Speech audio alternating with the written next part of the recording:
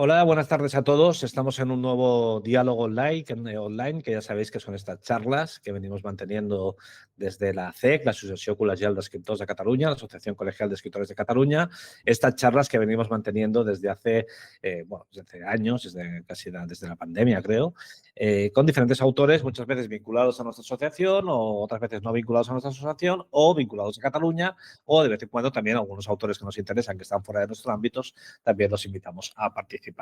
Hoy tenemos el placer de tener con nosotros a Luna Miguel, a quien aprovecho para saludar. Luna, ¿qué tal? ¿Cómo estamos? ¿Qué tal? Pues muy bien, fantástica la verdad.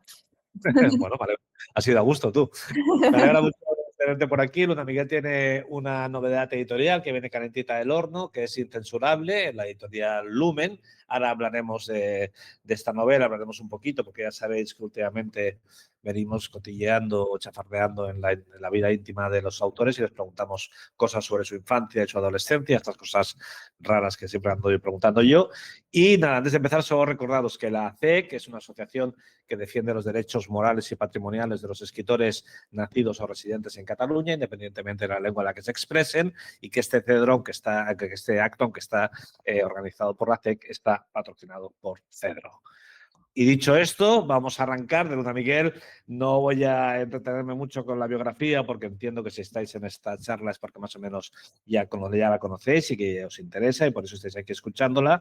Solo, recordaros que hace unos años, en el 2018, ya publicó una novela titulada El funeral de Lolita, y ahora reaparece con otra novela que es esta Incensurable, que de alguna forma he querido recordarlo del funeral de Lolita porque en esta novela vuelve a girar un poco en torno al tema de Lolita, de la Lolita de Nabokov, por supuesto, pero esta vez desde otra perspectiva. Aquella vez yo creo que Luna quiso hacer como si fuera la segunda parte, pero actualizada y desde su perspectiva, por así decirlo, o una Lolita de hoy que contara su historia, por así decirlo, y ahora nos viene con una profesora universitaria que básicamente está frita con el tema de no sé si de la censura, de la moral, ahora que nos lo explique ella, y que se le preocupa mucho que una obra como puede ser Lolita no se encuentre en las bibliotecas de las otras bibliotecas, de las otras universidades. Más o menos esto es así mal dicho, pero Luna, explícanos tú misma, ¿de dónde sale esta novela? Y explícanos qué es Incensurable. Bueno, me hace mucha ilusión estar aquí con todas vosotras y contigo, Álvaro, que siempre hablar contigo siempre mola bastante. Gracias.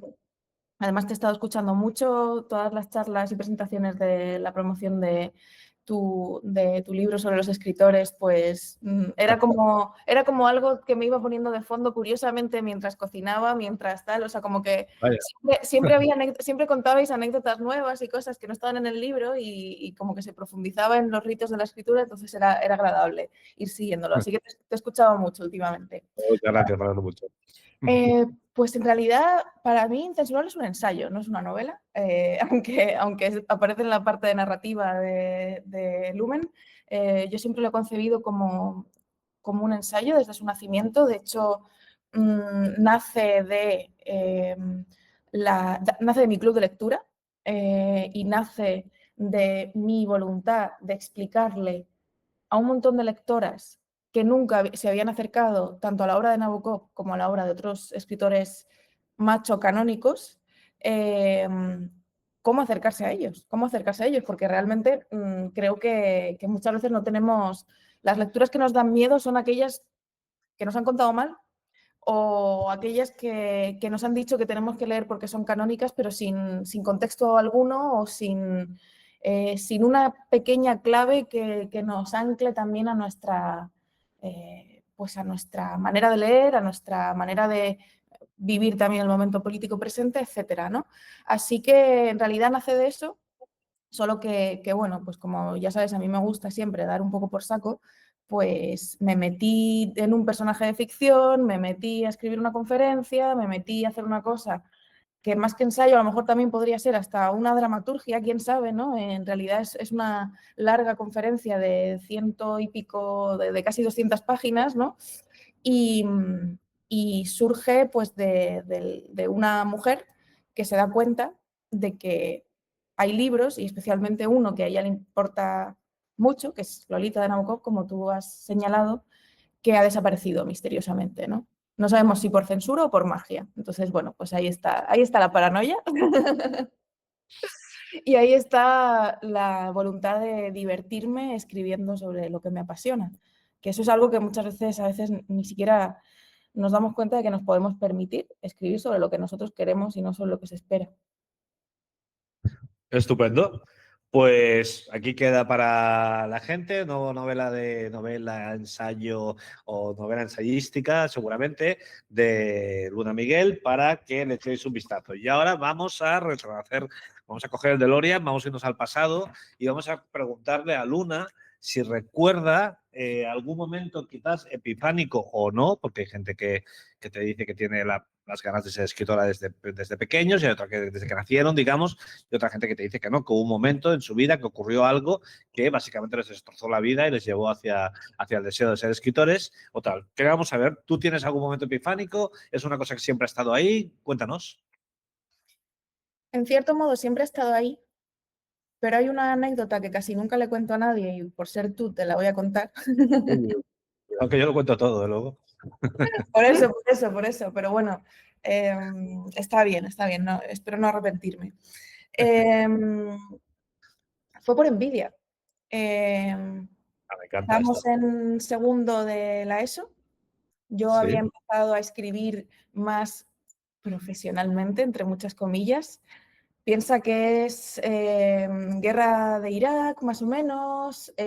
Piensa, también es que el contexto político de entonces me está llevando mucho, ¿no?, a las resonancias de lo que está pasando ahora, ¿no? Y las protestas de los estudiantes en Barcelona y otras ciudades contra el genocidio, ¿no? Entonces, como que había ahí como... fue un momento muy convulso y yo quería ser periodista y yo quería escribir sobre la guerra y quería escribir sobre el mundo y quería escribir sobre, pues, grandes relatos, ¿no? O pequeños relatos, pero insertados como en ese gran momento político que pues por allá por 2002, 2003, 2004, ¿no? Se estaba viviendo, ¿no? Y pues nada, yo no sabía nada de la vida de la escritura, más allá de que mis padres eran muy lectores y tenían sus cosas, pero yo no quería juntarme demasiado con ellos, ¿no? No me interesaba tanto la poesía por aquel momento. Y de repente mi mejor amiga gana el premio Coca-Cola de relato.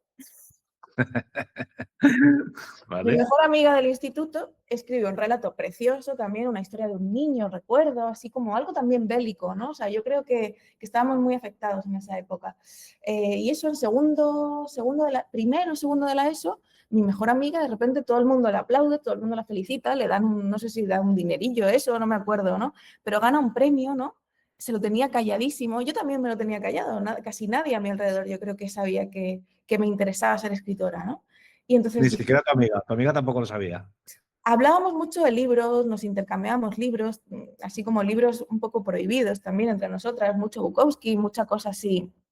Bueno, yo le dejaba Bukowski y ella me dejaba Tagore, ¿no? Entonces era como, ella me dejaba cosas como espirituales y yo le dejaba guarradas, ¿no? Pero bueno, Naira, mi amiga, que ahora es una pianista maravillosa que vive en Bruselas, pues la tía se ganó ese premio y yo creo que sentí una envidia tan grande que pensé, tengo que escribir mejor y mostrar lo que escribo, porque esa felicidad que tiene ella ahora de que una cosa que ha creado en su casa a escondidas de todos, haya gente celebrándola y demás, me da una envidia tremenda. Tengo envidia de esa posible sensación, de lo que yo me imagino que debe ser la sensación de que te lean. Y no había nada de envidia más sucia, digamos, o sea, de envidia de si tengo que ser más que mi amiga. También, por supuesto. Además, estamos hablando de dos adolescentes, es decir, si hemos visto las pelis de chicas malas, podemos imaginar, ¿no? Claro, claro, También en claro. qué contexto eso acontece, ¿no? Mental de una chavala que quiere ser más, ¿no? Y que se compara con las otras. Pero es que yo estoy muy a favor de la envidia. Yo creo que sin la envidia no regiría el mundo. Y desde entonces trabajo para que esa envidia sucia, sea productiva también. Luego, De a lo hecho, largo creo de tu que soy carrera, editora, creo que soy editora porque envidio la escritura de los demás y entonces como la envidio, detecto que ahí hay algo muy bueno que yo no puedo hacer, que nunca podré hacer y entonces pues hay otra manera de provocarlo, de ayudar, ¿no? Siempre ya digo, cuando alguien me pregunta qué me recomiendas para ser editor, digo, pues envidia mucho a tus autores. Sí, sí, sí, estoy totalmente de acuerdo, ¿eh? La envidia es como uno de los motores. Lo que pasa es que con el tiempo se va como atenuando, digamos, ¿no? La envidia. Sí. Y cada vez como que es menos motor, ¿no? Cuando los arranques de un escritor, si se rodea de un grupo de aspirantes también a escritores, la envidia es el motor de todo el grupo, digamos, ¿no? Todo el Sí, grupo, si uno publica, todos los demás se ponen histéricos, digamos, ¿no? Esto sí, me acuerdo con el, ¿cómo se llama? No me acuerdo del escritor, pero Hernán, este tío que se llama Hernán, bueno, no me acuerdo ahora, pero que me lo dijo, que una de las cosas que sí. lamentaba más de sus inicios como escritor era que no tenía un entorno de escritores y Mm. por tanto notaba que no tenía con qué compararse. Digamos, Claro, ¿no? sí. No, yo en ese sentido he tenido una suerte bestial porque en el instituto pues teníamos nuestro fanzine que se llamaba Espejos y Espejismos.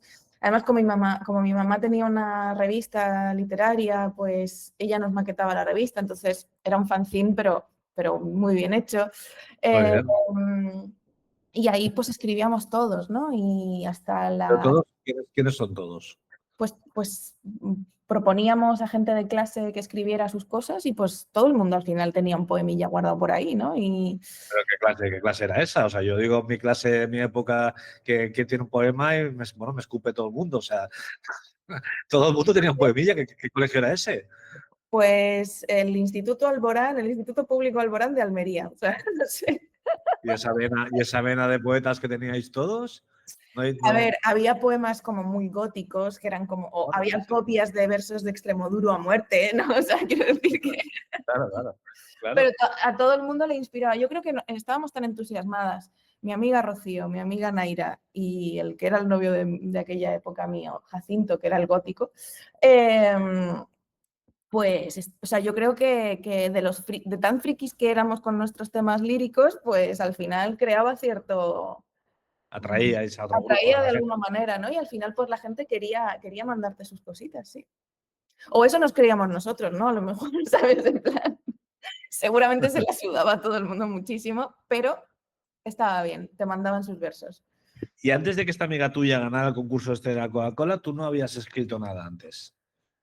Había escrito algunos cuentos. Hay una pulsión ahí previa. Sí, sí, sí. Bueno, mis padres me obligaban a hacer como, pues ellos tenían esta revista que era temática un poco, una revista Salamandria, se llamaba, una revista muy rara, donde colaboraba gente muy diversa, sobre todo pues de Andalucía y bueno, también gente de fuera, ¿no? Pues hasta, yo que sé, hasta un Luis Alberto de Cuenca de cuando en cuando, ¿sabes? Como un poco ese mundo. Y estamos hablando de unos tiempos en los que la edición independiente no tenía el peso que tiene ahora, en los que Ya. acceder a ciertos espacios fuera del circuito lírico, sobre todo fuera del circuito poético, era muy difícil. Entonces era una revista así como que la hacían en casa pero que todo el mundo la valoraba mucho precisamente por el riesgo que siempre tenían, ¿no? Y la cuestión es que era temática y entonces pues desde niños a los hijos de los que estábamos ahí rodeando pues el grupo editorial que ellos tenían, el grupo de amigos básicamente, decir grupo editorial suena en Random House, no, o sea, un grupo de padres que se reúnen después del colegio y que sueñan con hacer su revista de poemas, ¿no? Entonces, ahí pues siempre me proponían mis padres que escribiera cosas y pues escribía mis haikus, mis movidas. Recuerdo que a los 10 años escribí un haiku para una de sus revistas, el tema era el haiku, que además era precioso, como un librito pequeño, cuadrado, negro, súper elegante, muy bonito. Fue la primera vez que utilizaron una de las imprentas con la que luego ellos trabajaron más. O sea, era una edición preciosa que la he visto por ahí por Libro, que está miles de millones de euros. Y ahí había un haiku mío sobre Caperucita. Vale. Y muchos años después me di con una antología sobre el haiku en español que había publicado Hiperión, si no recuerdo mal. El haiku en España o el haiku en español, no sé qué, no sé qué, no sé cuántos, y como una historia del haiku más allá de Japón, ¿no? Y en Vale. nuestro idioma. Y estaba, o sea, el tipo no sabía ni quién era yo ni nada, pero ponía, y de la revista tal, y era mi haiku, y era como, oh, Dios mío, a un señor, a un académico le gustó mi haiku de 11 años. Claro, claro, claro, claro, claro. Hubo una época que los haikus eran, bueno, aquí todo el mundo se volvió loco con los haikus, es verdad. Exactamente, Claro que exactamente. debió ser la época esta. Pero de todas formas, antes hablando, tú has dicho que, o sea, al principio de todo, antes de hablar incluso de lo de tu amiga, tú has dicho que no te juntabas mucho con el rollo de tus padres, que claro, como toda hija tenías cierto rechazo, pero sin embargo, ahora por lo que cuentas parece que sí que estabas metida en el ajo, digamos, o sea, sí como Sí, no. pero obligada. Vale, pero bueno, uno no escribe un haiku por obligación. O sea, ¿sí o sí? Sí, o sea, ¿Sí? si mi madre me decía escribe un haiku, yo más me valía escribir un Vale. Vale, pero entonces, pero de todas formas sí que, o sea, estabas un poco metida en el ajo, porque en tu Exacto, sí, casa sí, sí. habrías mamado eso en tu casa de un Sí, sí, modo sí. brutal, digamos, ¿no? Sí, no, era inevitable al fin y al cabo. Vale. Pero ya digo, siempre con la obsesión también de, pues, yo quiero hacer algo distinto a ellos, claro. Quiero distanciarme del trabajo de mi madre y no lo he podido hacer más. Es decir, ella, pues como hemos dicho, era una editora con una microeditorial casera que hacía desde Almería, que está en el culo del mundo y donde nadie hace caso a nadie, ¿no? Y yo la traicioné yéndome a hacer las prácticas a Penguin Random House. O sea, Bueno, te fuiste claro, al grupo grande, pero bueno, pero sí, seguiste en el mundo editorial. ¿A ellos les pareció bien que siguieras por este mundo editorial o en un momento dado dijeron, bueno, joder, la niña podría haber sido ingeniera, alguien en casa que haga cosas prácticas, digamos, ¿no? pues no estoy tan segura porque yo en realidad estudié periodismo, lo cual a ellos les hacía ilusión porque Ya, yo creo que en esa época todavía estaba bien visto, ¿no? Pues imagínate, yo recuerdo que cuando yo estaba en segundo de bachillerato, puede ser, acababa de nacer Público en papel. ya. Eh, y era como un momento, o sea, parecía como que la prensa escrita todavía era como, podían pasar cosas interesantes, ¿no? Entonces, como que en aquel momento, como que para ellos era importante que su hija sí que estudiara periodismo, porque eso sí que tenía un futuro, ¿no? Pero yo creo que incluso ahí había algo, yo creo que a ellos les hubiese gustado más que yo estudiara filología en Granada Vale. que estudiara periodismo en Madrid, porque en mi familia realmente casi todo el mundo era funcionario y casi todo el mundo se dedica a la enseñanza. Entonces Ya, eso, una filología me permitía seguir siendo escritorzuela si yo quería serlo, pero al mismo tiempo me permitía a lo mejor un futuro dando clases en un instituto, ¿no? Que es más a lo seguro que que. se ha dedicado toda mi familia, ¿no? Entonces en ese sentido, pues también una traición, ¿no? Salir, de, salir del Estado. ¿No? Claro. Oye, volvamos un momento a tu amiga, que esto que es que me ha gustado mucho esta historia, porque yo llevaba mucho tiempo esperando que alguien me saliera con una historia así, digamos. Porque sé que es, pues es lo que hemos dicho, es un motor, digamos, la envidia muchas veces. Esta amiga, luego, cuando tú empezaste a publicar o a sacar cosas, ¿cómo lo vivió ella? Porque a lo mejor de golpe ella decía, esta hija de puta me está suplantando, digamos, ¿no? Es un poco No, mujer blanca que te la busca, ¿no? no, mira, es bonito, tengo cuadernos que escribimos juntas. Era más una especie casi de terapia esa escritura, ¿no? Ella, ella además, pues tenía una familia también extraña, ¿no? En cierto sentido, como migrantes allí en Almería, una familia pues de extranjeros, por así decirlo. Eh, y ella además se quería dedicar a la música, entonces la escritura iba un poco acompañando toda su pasión artística y sus padres invertían sobre todo en que la niña fuera una buena chelista y una buena pianista. Al final, pues ya digo, es una pianista tremenda, ¿no? Que en Europa pues se la quiere y valora mucho, ¿no?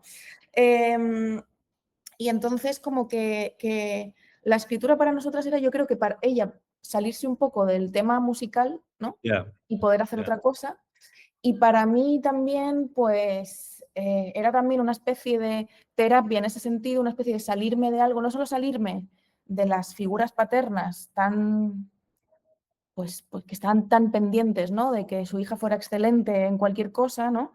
Salirse de esa excelencia. La poesía me permitía salirme de la excelencia que se supone que se esperaba de mí, ¿no?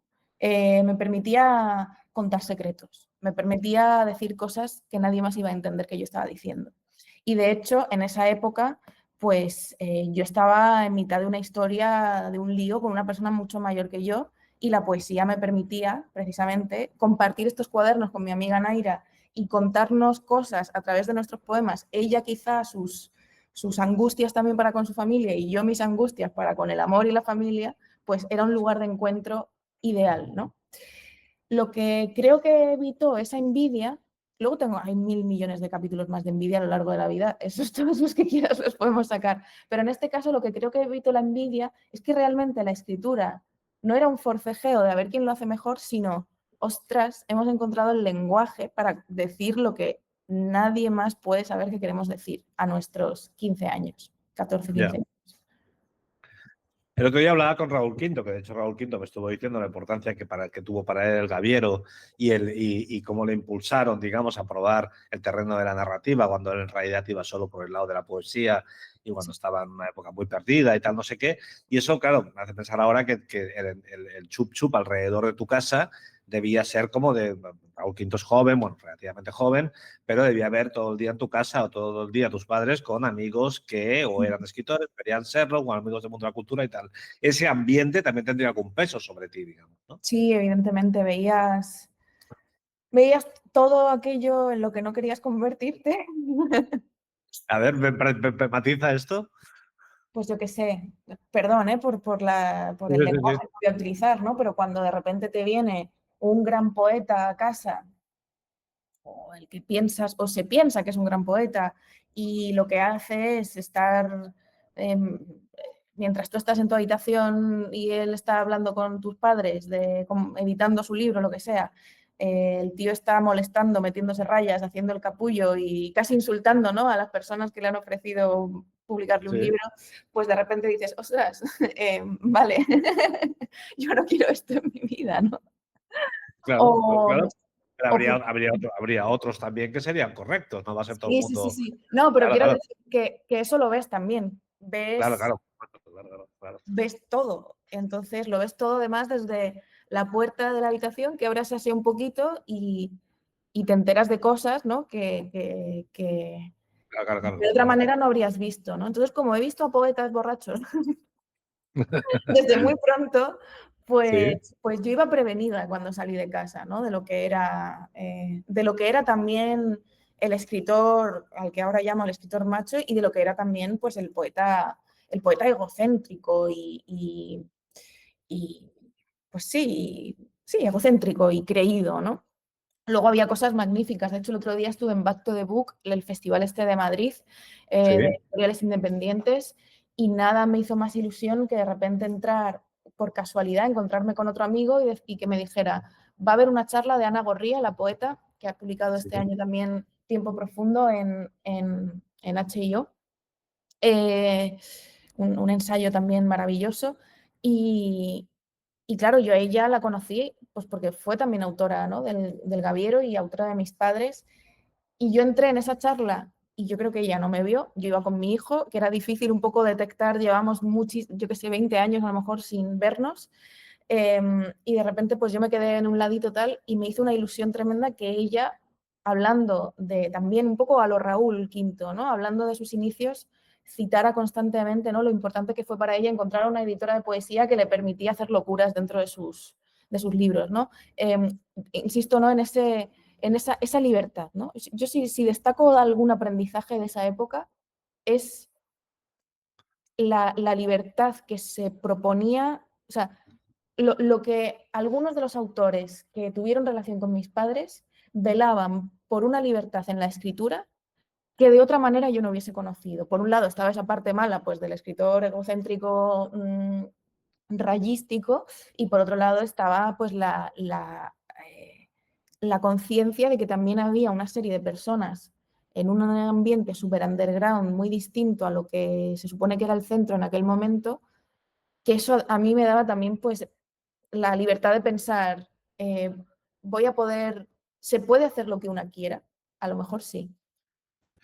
Pero todo esto cuando empezaste tú ya, digamos, de un modo serio Sí. a plantearte quiero publicar y quiero tal, y bueno, todo, cuando ya empezaste, la idea que traías del mundillo era positiva o negativa. O sea, después de todo lo que habías visto, llegabas como diciendo, bueno, quiero escribir, pero quiero ir como hacia otro lado, o decías, no, quiero reconstruir aquello, pero desde el siglo XXI, no lo sé. O sea, No estoy ¿dónde está? segura.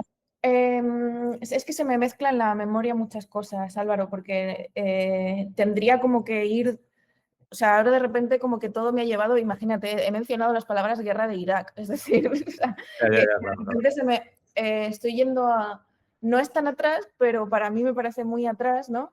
Y entonces como que yo no podría decir nada sin, por ejemplo, sin mencionar lo importante que fue que cuando yo empecé la carrera de periodismo, conocí a mi exmarido, Antonio, Sí, en primero y empezamos a quedar y a ir a presentaciones de lo que estaba, de lo que era entonces lo raro, que era la generación nocilla.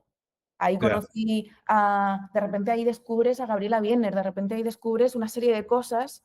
Yo venía del mundo más de la poesía, ¿no? Entonces de repente ver que en un mundo un poco más amplio, más grande, Barcelona, Madrid, editoriales, tal, pues empezaban también a aparecérseme estos nombres en la cabeza, ¿no? De repente descubres quién es David Foster Wallace, porque de hecho David Foster Wallace se acaba de suicidar, ¿no? Pues como que tienes 18 años, ves que David Foster Wallace se acaba de suicidar, ves que Agustín Fernández Mayo tiene un blog divertidísimo, ves que Gabriela Biener escribe sobre sí misma y sobre sexo y no pasa nada y se acepta, ¿no? Entonces como que de repente descubres como una especie de... Has llegado a una pantalla del videojuego completamente distinta a la que habías vivido en tu casa de provincias, ¿no? Y descubres pues que eso también es muy loco. pero Y aunque fuera de provincias, tú todo eso ya debías haberlo visto, aunque fuera de otra forma, digamos, ¿no? O sea, en realidad tú ya habrías visto a poetas que hablaban de sexo y a sí, autores que iban un paso por delante de la sociedad, digamos, ¿no? Eso ya debías haberlo mamado tú. sí, sí, sí, evidentemente, pero tampoco, pues lo que ofrecían en aquel momento, todo el entorno, aquella revista Quimera de aquella época, con Carrión y con tal, o sea, eso te abre los ojos de otra manera. O sea, cuando tú sales de casa de los padres y llegas a la universidad y descubres, pues eso, ¿no? Mm, incluso el blog de Vicente Luis Mora, ¿no? Que no lo entendía nunca, pero descubres todas esas cosas, dices, hostia, no me he estado perdiendo algo, sino hay una consecuencia en lo que yo he aprendido hasta esto, hay como algo ahí que me interesa, pero de repente creo que quepo aquí, ¿no? Creo que todo lo que yo he aprendido y todo lo que a mí me interesa escribir ahora mismo cabe en este mundo, ¿no? Y ahí nace, tenían 20 años y estaban locos, ahí nace, como ves, para mí la escritura va siempre muy acompañada de la escritura con los otros y de la edición. Yo empiezo a escribir porque hago un fanzine para escribir también con mis amigos. Empiezo a publicar poesía en revistas porque abro un Tumblr en el que empiezo a publicar a poetas de menores de 27 años. Como que todo lo que ha tenido que ver con mi trayectoria siempre ha sido acompañada de otros y eso no lo puedo negar. Y si miras para atrás es que lo ves clarísimamente. Y siempre en un grupo muy determinado. Cuando llego a Madrid, mi casa éramos Antonio, pues estaba por allí Elizabeth Falomir, que es una editora maravillosa, que trabajaba en Melusina en aquella época. Estaba por allí Laura Rosal, poeta, estaba por allí Ernesto Castro, que ahora es mi pareja actual, ¿no? Es decir, como que de repente eh, sigo operando un poco igual, es decir, yo escribo, pero siempre acompañada de otras personas que escriben y eso no ha cambiado nada, ¿no?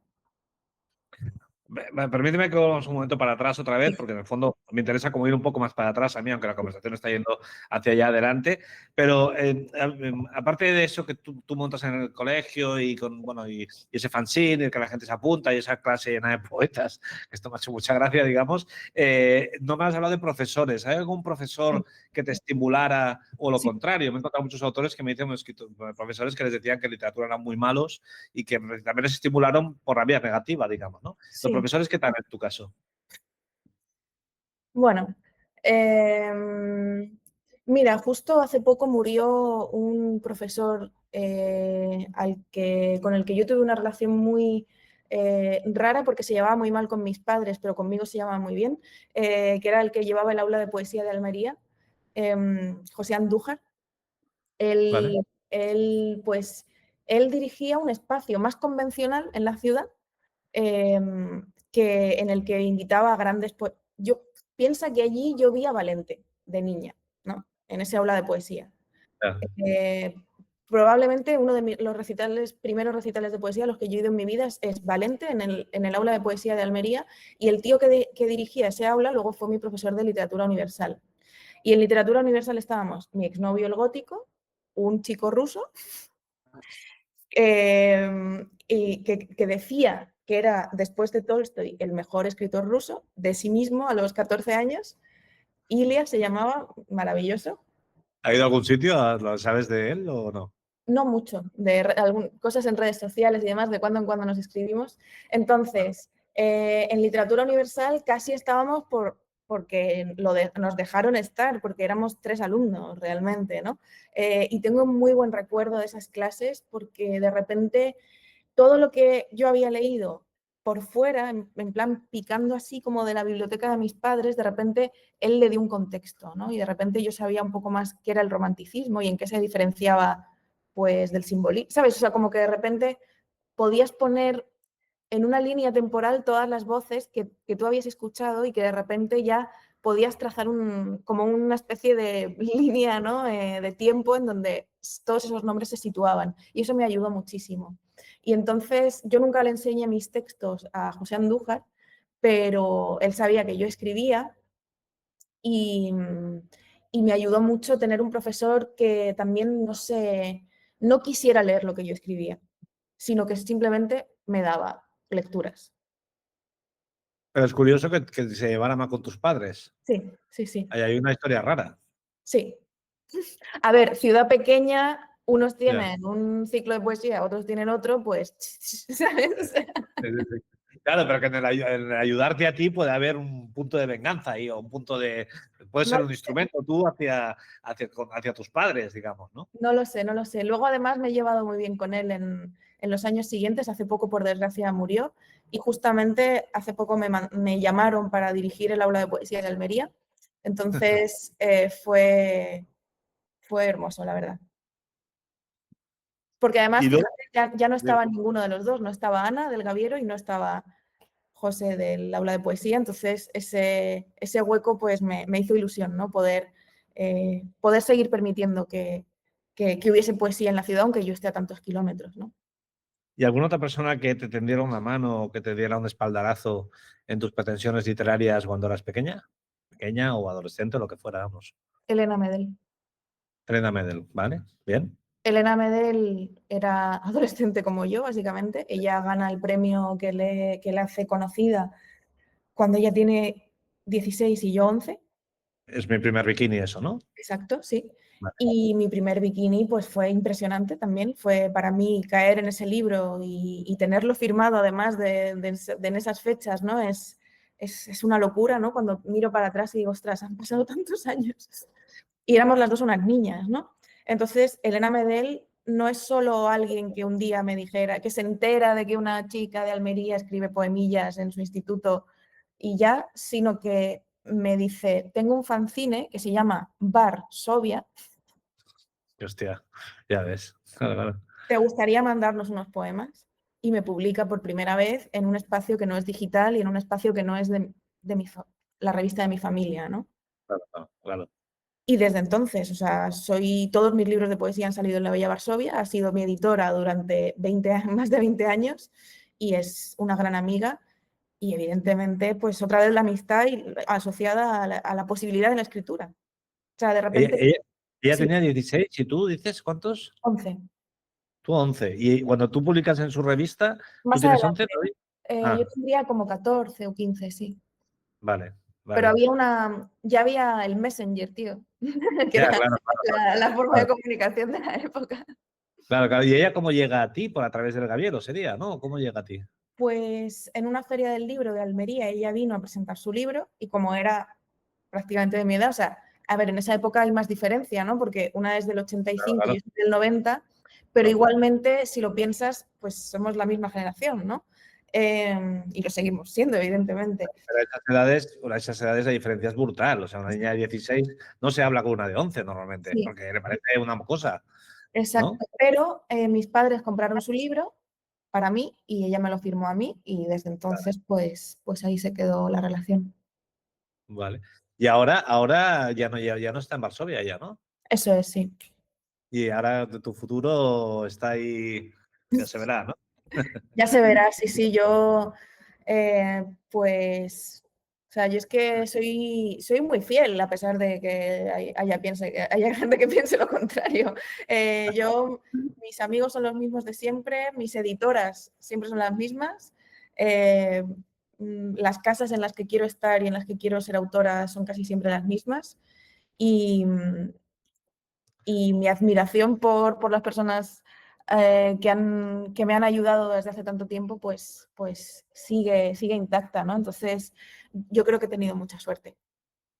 Estamos acabando ya, pero a ver, me gustaría, a ver, igual que tú arrancas de alguna forma, o tu primera historia que me has contado a mí es una historia de envidia, de tu amiga publica una cosa y a ti te da envidia, envidia sana, pero envidia a fin de cuentas, también yo tengo la percepción o mis recuerdos tiran hacia que cuando tú empiezas a asomar la nariz por el mundo literario ya un poco serio, también se generan un montón de envidias hacia ti, digamos, ¿no? Pero desde mi perspectiva fueron bastante duras, bastante negativas, digamos, ¿no? No sé si tú también, cuando apareces en el mundo literario, tienes esta sensación, tienes una sensación de hostilidad que yo creo que era bastante tangible incluso, Sí, sí, sí. pero en tu caso un poco más exagerada de lo normal. Siempre una persona joven despierta envidias, pero en tu caso, desde mi perspectiva, me pareció que era incluso exagerado. No sé cómo Sí. viviste eso.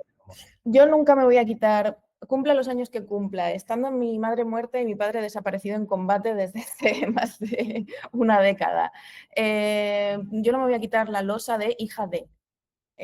Por mucho que no haga lo mismo que ellos, por mucho que repita además que me siento orgullosa de lo que aprendí de mi madre, por mucho que tal, yo no me voy a quitar esa losa, ¿no? Que es una losa también que te ponen con la envidia, ¿no? Anda que no conozco yo hijos de directivos de Planeta, trabajando también en lugares a los que nunca se les dice eres hijo de, ¿no? Pero de repente tienes una mamá que es editora en Almería y hace libritos libritos artesanales prácticamente y corres, pues te cae eso, ¿no? Y esa etiqueta nunca se me va a quitar.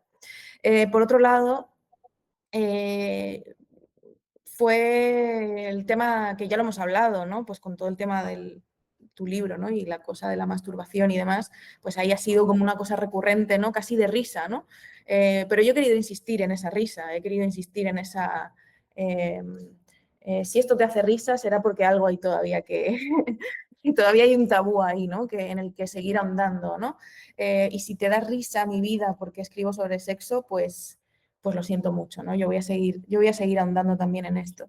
Entonces, esa risa que provocaba la niña que escribía también, porque tenía 18 años al fin y al cabo, columnas en público sobre cuestiones sexuales y demás, esa cría que quería ser escritora y tal, pues la verdad es que fue un palo tremendo, no te voy a mentir. Es decir, yo estaba deprimidísima porque es que había blogs, o sea, es que Juan Soto Ibar se creó un blog para criticarme, luego me encontraba gente en sitios y eran como súper desagradables conmigo, había miles de bromas de que si yo me había follado, perdón, a Rafael Rey, o sea, como de repente, yo recuerdo como cosas que eran en plan, ¿qué está contando toda esta gente? ¿Por qué no me dejan tranquila, no?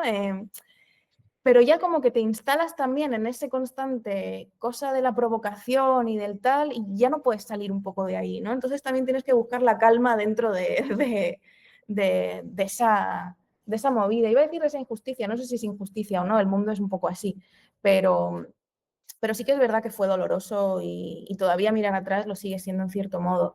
Pero la contrapartida es que también encontré a gente súper buena por el camino, ¿no? Y yo, aunque tengamos ideas cada vez más distanciadas a nivel político, literario y todo, siempre recordaré un post que escribió Juan Malherido, acá, Alberto Olmos, sobre mí, defendiéndome, eh, que me hizo llorar en aquel momento y al que le tengo un cariño tremendo. O sea, Aquí lo contra tienes, todo, aquí sí. lo tienes como un blur de él, que solo tienes dos, uno es de Irene Solá y el otro es Alberto Olmos, que lo pones aquí, que obviamente es una declaración de intenciones porque tienes a muchas otras personas a quien poner, hay otras personas aquí puestas, pero en la contra está Olmos, que eso es una demostración de cariño por tu parte, lógicamente. Sí, y mira que nos hemos peleado y él lo sabe y a veces le dejo de hablar, le insulto en 100 conferencias y cuando he terminado las 100 conferencias insultándole le digo, bueno, ya he llegado al número 100, ya podemos volver a hablarnos, ¿no? Porque verdaderamente tantas, tantas, tantas cosas que detesto de su manera de pensar, pero también le aprecio muchísimo y aprecio mucho que en todo ese torbellino de hate absoluto hacia mi persona postadolescente, él me defendiera. Para mí eso fue un respiro.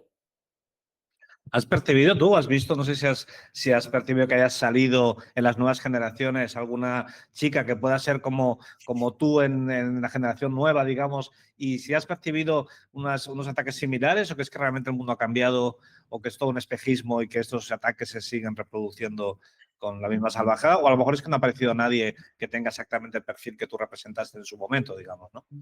No lo sé, me gustaría pensar que las cosas han cambiado para bien, pero también mutamos, ¿no? No nos vamos repitiendo. Es decir, hay modelos, evidentemente, pero por suerte también cada generación cambia, ¿no? Yo creo que evidentemente Elizabeth Duval, que es una persona a la que sacó 10 años y que he sido su editora, de hecho, pues es alguien también que haga lo que haga, va a estar mal para muchas personas, ¿no? Y le da igual. Y a ella, lo bueno también de una figura como la de Elizabeth es que desde el minuto cero le dio igual. Y por eso también ha hecho todo lo que le ha dado la gana, ¿no? Y ha hecho todo lo que ha querido y ahora ha vuelto a la escritura y a ver qué ocurre, ¿no? Porque también es como que se nos perdió en los mundos de la política.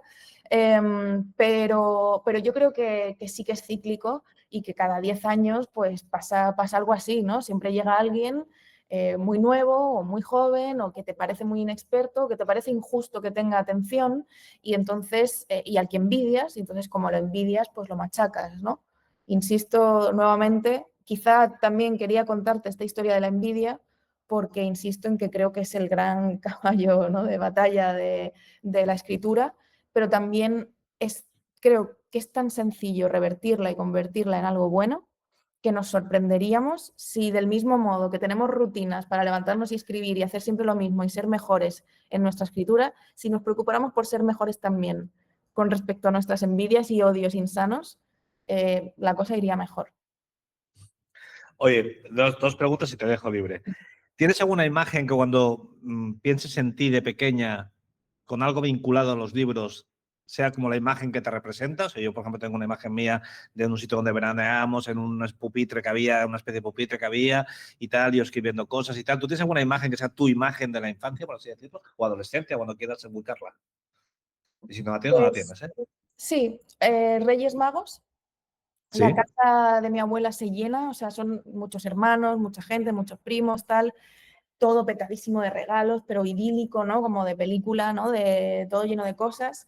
Yo cumplo 11, no, cumplo 12, perdón, cumplo 12 años y están las dos cosas que había pedido.